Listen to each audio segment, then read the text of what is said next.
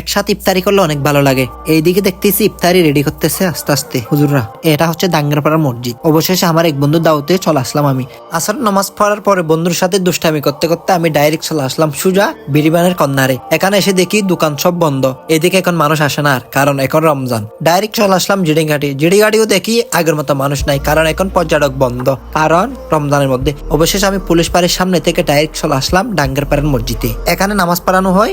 দেখেন কত বড় মসজিদ। এটা হচ্ছে ডাঙ্গারপাড়ার মসজিদ। আমার দেখে ভালো লাগছে। এদিকে দেখতেছি সবাই কাজে ব্যস্ত, কারণ ইফতারি করতে হবে, আগে রেডি করতে হয়। দেখেন কি সুন্দর করে হুজুররা ইফতারি রেডি করতেছে। দেখেন ইফতারির ব্যানার রয়েছে এখানে, ইফতারি ও দোয়া মাহফিল। হুজুর আস্তে আস্তে কাজ করতেছে। এইভাবে ইফতারি করা কার কার কপালে থাকে, চাইলে বন্ধুরা সবাই মিলে করতে পারে আর কি। ভিতরে কাজ করতেছে, আমি বাহিরে এসে বাহিরের ব্যাকগ্রাউন্ডটাও তুলে নিলাম আপনাদের মাঝখানে। এটা হচ্ছে নুরানি মাদ্রাসা। এখানে ছোট ছোট ছেলেদের এবং মেয়েদেরকে পড়ানো হয় নুরানি মাদ্রাসায়। আমি বাহিরে কিছুক্ষণ থাকার পরে ভিতরে গিয়ে দেখি পিলট রেডি হয়ে গেছে। অবশেষে দেখেন হুজুররা কিভাবে পিলটে ইফতারিগুলা দিয়া শুরু করতেছে, কারণ এখন হয়ে যাবে সময়, ইফতারি করতে হবে তাড়াতাড়ি করে। আলহামদুলিল্লাহ সবাই বসে গেছে, একটু পরে দোয়া করবে। দোয়া করার পর হচ্ছে ইফতারির টাইম এবং সময় হয়ে যাবে। অবশেষে দোয়া করা শুরু করে দিল।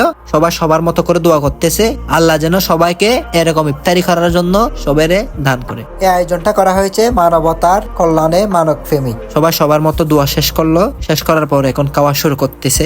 আমি আমার এক বন্ধুর ইনভাইটে ইফতার মাহফিলে অংশগ্রহণ করেছি। আল্লাহ হাফেজ, ভালো থাকবেন। ভিডিওটা বেশি করে শেয়ার করে দিবেন। অবশ্যই একসাথে বসে ইফতারি করার চেষ্টা করবেন।